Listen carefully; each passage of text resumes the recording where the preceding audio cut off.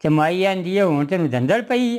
उदों बाजार च बड़ा रौला पांदा है माईए बाजा बाजा हुण दंदल हुण नहीं कुंदा मरदा। इन्नी गल करन ते थानेदार आखांगा लै जा टांगा जिस आपे पई आवे दी कोई नहीं लत्त छत्त टुटी। गल सुनान लगा भाई किसी वेले भी कोई किसी का कोई ढो बन जाता तो भावें चोखे भी पैसे होन ना जो टांगे वाले नकोचवान इन्होंने इंज ही भुखे ही गिनते हैं।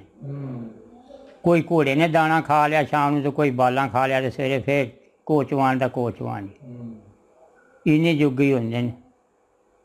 तो टांगा अपना बाजार दे विच रश बड़ा सी लई जाए तो कोई माड़ा जा टायर माई नूं लग गया टांगे का।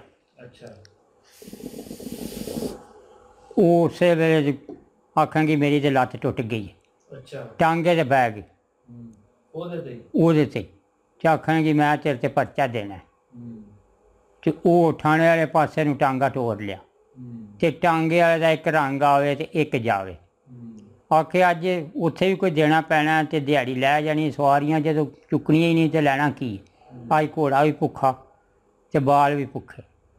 वो टांगे वाला थाने वाले पासे नूं भेजा तो वह कोई सज्जन अगों टकरिया उन्हें कहा जी कि तू तो फरोज वाले रोड से बनता है टांगा अज कि पासे टोर लिया। वो थले खड़ार के ना टांगा तो आखांगा टोरना की है। अज माई दे कोई टायर माड़ा जा लग गया तो यानी मेरी लत्त टुट गई मैं तेरे ते पर्चा देना और हुण की बनदा।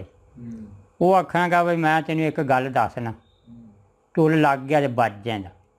जो मर्जी है थानेदार भी पे आखे माई भी पे आखे बस तू चुप रहना तो शायद तेरी कोई सौर जे इन्नी गल की तो फिर टांगा तोड़ लिया। गल उन्हें याद रखी ओदी। लो जी अगे थानेदार बैठे आ तो माई उका ने लाते भार पाए मेरी लत्त टुट गई है मेरी चढ़ाने वाला भी कोई नहीं मेरे निक्के निक्के बच्चे ने। लो जी वो दबका मारिया थानेदार ने फलानिया ढींगिया तेनों दिखदा नहीं माई मार छड़ी आ। वो चुप ओदी गल जी उन्हें यार ने दसी दो त्रै उन्हें वाह दबका मारिया थानेदार ने तो फिर चुप। तो माई आंदी है हुण तेनूं दंदल पई है। उदों बाजार च बड़ा रौला पांदा है माईए बाजा बाजा हुण दंदल हुण नहीं कुंदा मरदा। इन्नी गल करन ते थानेदार आखांगा लै जा टांगा जिस आपे पई आवे दी कोई नहीं लत्त छत्त टुटी।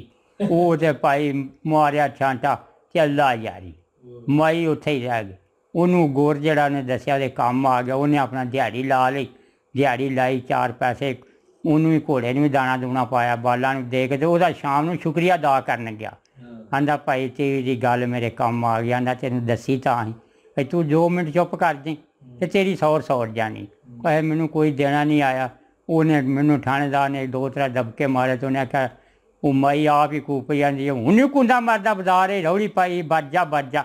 उन्हें आख्या आप ही आई थली चलो नस मैं तो टांगे मारे छांटा तो तेरा शुक्रिया अदा करना आंदा तेनों तां ही तो गल दसी भाई चुप कर कोई ना कोई ढो बन जाता। एक चुप ते 100 सुख।